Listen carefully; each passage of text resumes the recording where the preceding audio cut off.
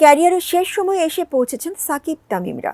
দেশসেরা coach সালাউদ্দিনের হাত ধরে উঠে আসা পঞ্চপাণ্ডব পরবর্তী কোনো যোগ্য বিকল্প তৈরি না হওয়ায় সংকটে পড়েছে বিসিবি।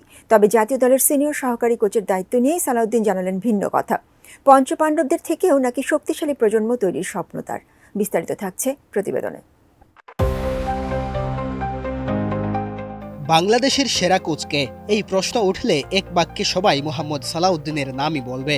2006 থেকে 2010 টানা 4 বছর বাংলাদেশ ক্রিকেট দলের ফিল্ডিং ও সহকারী কোচের দায়িত্ব পালন করেছেন তিনি। আর এই সময় দেশের ক্রিকেটে উত্থান হয় এক সোনালী প্রজন্মের। সামনে আসে পঞ্চপাণ্ডবদের নাম, যাদের তৈরির পেছনের কারিগরও কোচ সালাউদ্দিন।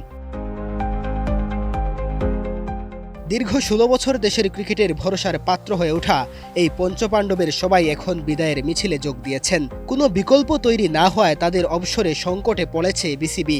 আর এ বিষয়ে নতুন করে আগ্রহ এক যুগ পর জাতীয় দলের কোচিং প্যানেলে ফেরা সালাউদ্দিনের। পুনরায় দায়িত্ব নেওয়ার পর দেশকে উপহার দিতে চান পঞ্চপাণ্ডব পরবর্তী সোনালী এক প্রজন্ম। যেহেতু আমি 5 বছর ন্যাশনাল টিমের সাথে ছিলাম, কাজ করেছিলাম, সেই সময় একটা জেনারেশনের সাথে কাজ করেছি। সাকিব, তামিম, মুশফিক, রিয়াদ, তাদের সাথে কাজ করেছি, মাশরাফির সাথে।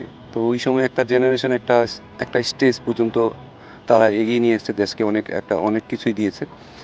নেক্সট জেনারেশনকে যদি আমি একটা হেল্প করতে পারি আমার সেই অভিজ্ঞতা থেকে এবং আমার এই 1 বছরের কোচিং এক্সপিরিয়েন্স থেকে, আমার মনে হয় এটা যদি আমি দিতে পারি বা আমি যদি কাউকে কোনো উপকার করতে পারি, সেটা আমার মনে হয় দেশের জন্যও লাভ হবে, সেই প্লেয়ারটার জন্য হয়তো লাভ হতে পারে।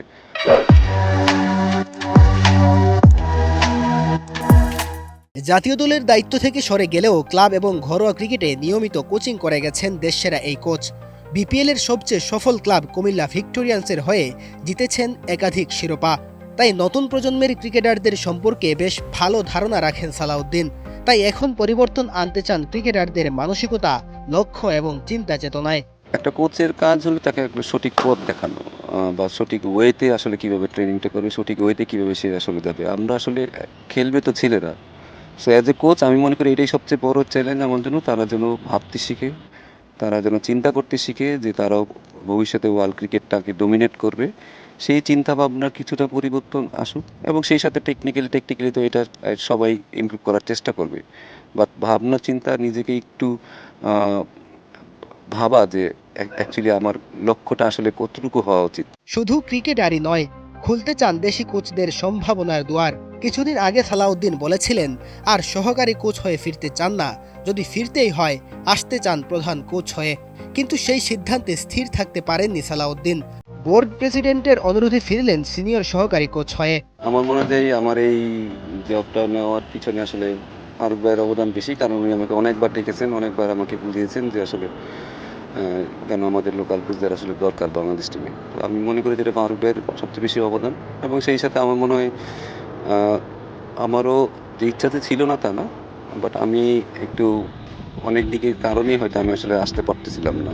বাট আমার মনে হচ্ছে এখনই হয়তো বেশ সময়, যেটা দিয়ে হয়তো আমি বাংলাদেশকে আবার হয়তো সার্ভিস দিতে পারবো।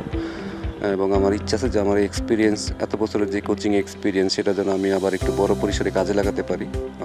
সেটা যদি দেশের কিছুটা উপকার হয়, সেটা আমার মনে হয় সেটা আমার কোচিং ক্যারিয়ারের হয়তো শেষের দিকে আমার নিজেরও ভালো লাগবে। আবার স্বল্পমেয়াদী আগামী মার্চ পর্যন্ত জাতীয় দলের দায়িত্ব পেয়েছেন মোহাম্মদ সালাউদ্দিন।